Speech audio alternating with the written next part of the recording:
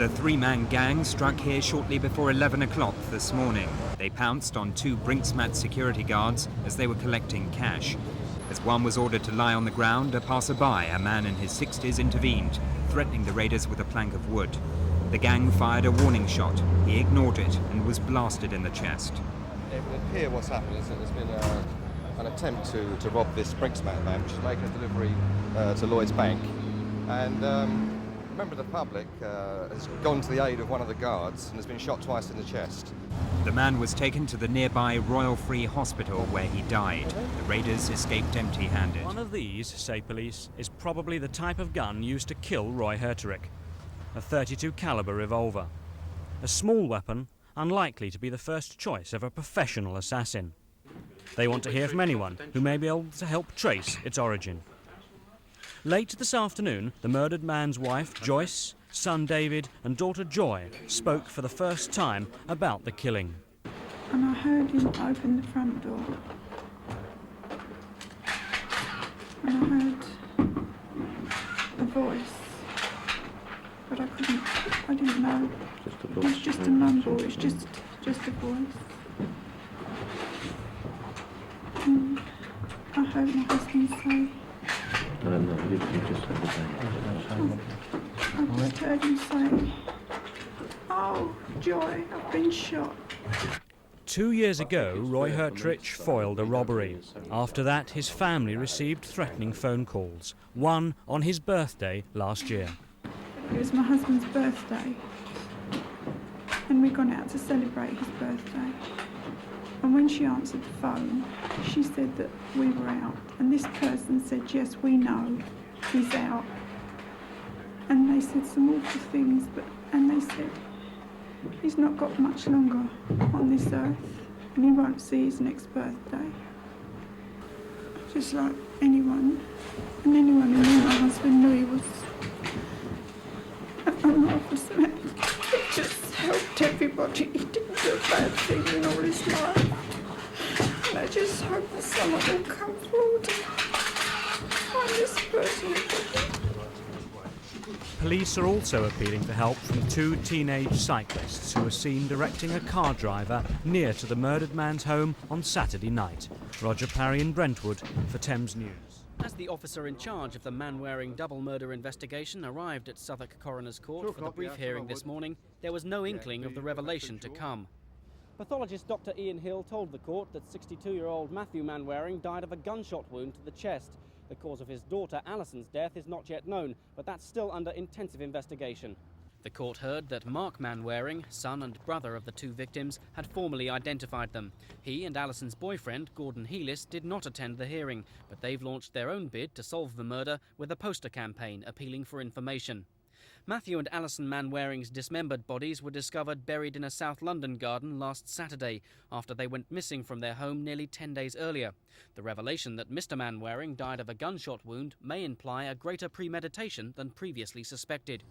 The police investigation now involves 40 officers and centres on 3 cars: Alison's red Metro, dumped behind Plaistow Station, a cabriolet she and her father were selling, and the vehicle police assume transported the killers to the house.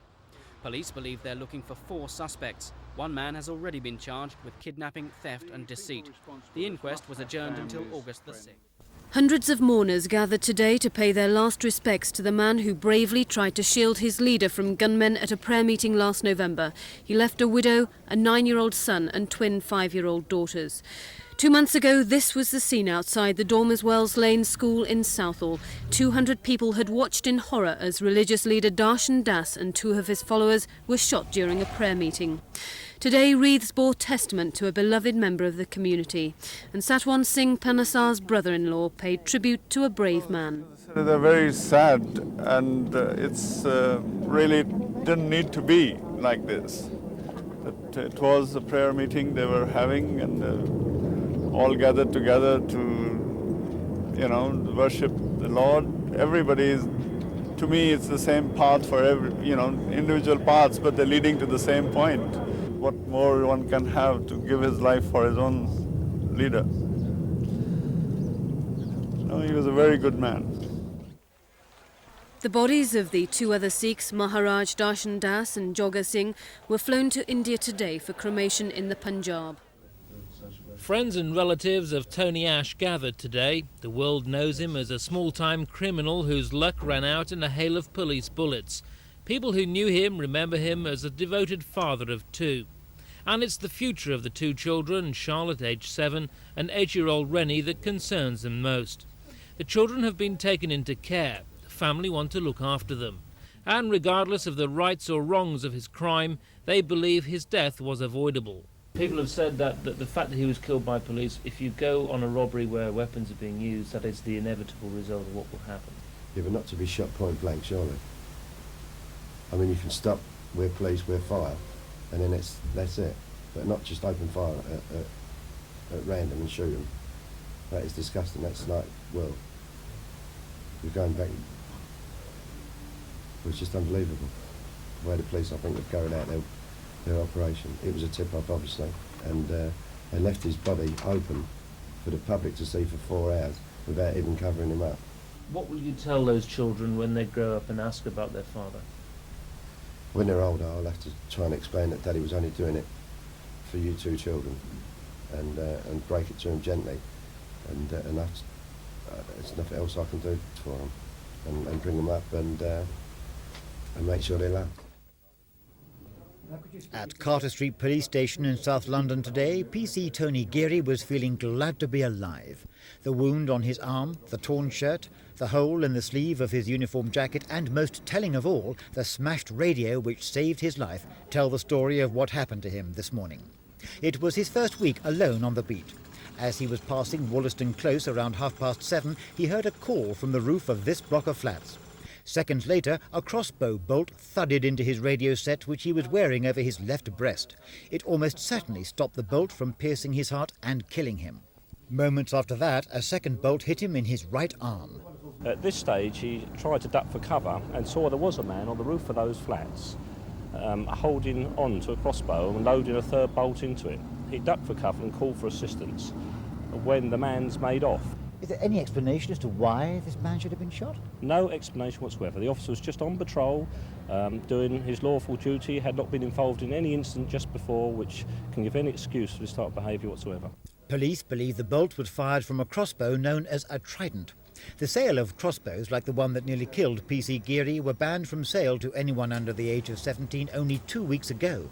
But anyone over 17 can still buy these old-fashioned but deadly weapons and the heavy-duty plastic bolts that they shoot.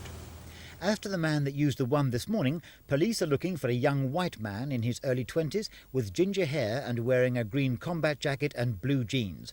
And the police also want to talk to the person who made an anonymous 999 telephone call to them from a box outside Labour Party headquarters in the Walworth Road last Tuesday at 9:45 p.m. He told them that a man armed with a crossbow in nearby Browning Street had threatened to kill a policeman. They also urgently need to speak to anyone else who may have seen this man since last Tuesday. Christopher Rainbow in South London. The shooting happened at 3:05 this morning outside the Roger Manwood School in Brockley Rise, South London.